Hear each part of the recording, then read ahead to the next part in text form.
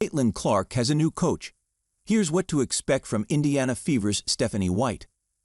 Stephanie White couldn't hide her enthusiasm at her introductory press conference for the Indiana Fever. Beyond her extensive ties to the organization and the region, White is stepping into a particularly exciting role as the head coach of a talented young team, led by the last two rookies of the year, Aliyah Boston and Caitlin Clark. It was Clark's historic rookie season that vaulted the Fever into the next phase of team building and prompted the franchise to seek out a coach of White's pedigree, one who could make Indiana a championship contender. White has already been effusive in her praise of the Fever guard, suggesting that Clark could be the greatest point guard of all time and that her No. 22, which was also White's number as an Indiana player from 2000 to 2004, won't ever be worn by another Fever player. Clark was already one of the best players in the league before White arrived in Indianapolis, but a primary role will be further developing Clark. Here's how she'll try to do it. White's desire to reduce Clark's ball dominance has emerged as a theme. Although Clark was prolific as a passer and scorer, carrying both duties was a heavy weight. A 2025 goal will be to reduce that burden. That means playing Clark for fewer minutes, but also experimenting with her role, helping her anticipate what's going to be coming her way, trying to move her around a little bit more on the floor so she's not quite as easily predictable in what action's happening, White said. Looking back at White's previous 2 seasons in Connecticut, much of the facilitating came from Alyssa Thomas in the frontcourt, which allowed the Sun to spring their shooters off the ball in a variety of ways. No other forward in the league can match Thomas' playmaking, but Boston and Alyssa Smith have enough passing ability to replicate one of Connecticut's favorite sets. The Sun often started possessions with Thomas at the top of the key, and a guard or wing running off of a stagger from the corner to then setting a screen for Thomas in the middle of the court. The staggered screens already put the defense in a bind to start the play, and if Clark were the backcourt player coming, that would put additional pressure on defenders to navigate the screens to stay attached. Even if the defense managed that, the result would be the ball handler able to rumble her way through the paint. Smith seems ideally suited for that role.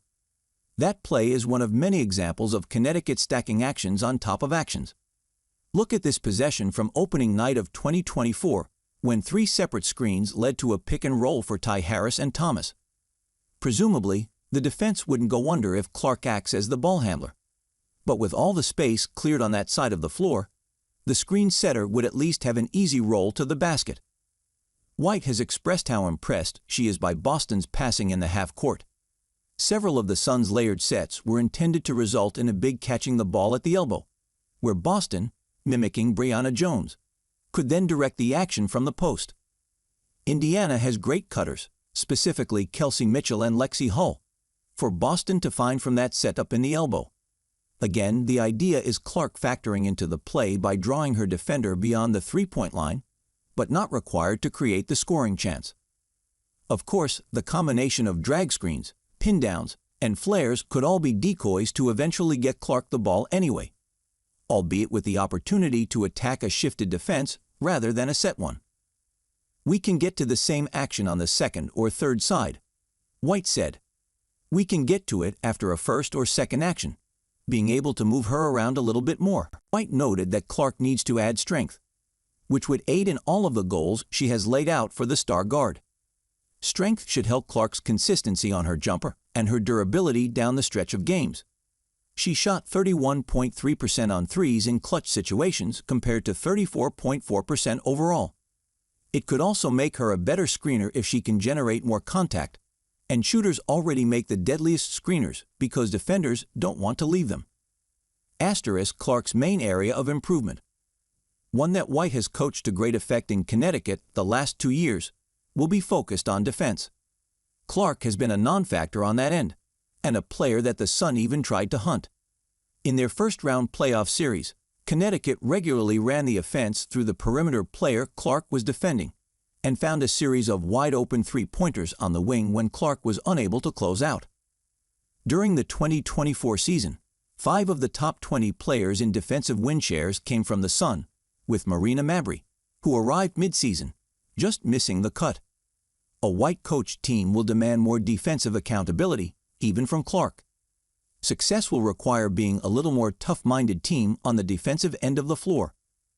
White has proven to be among the more adaptable coaches in the WNBA during her recent tenure.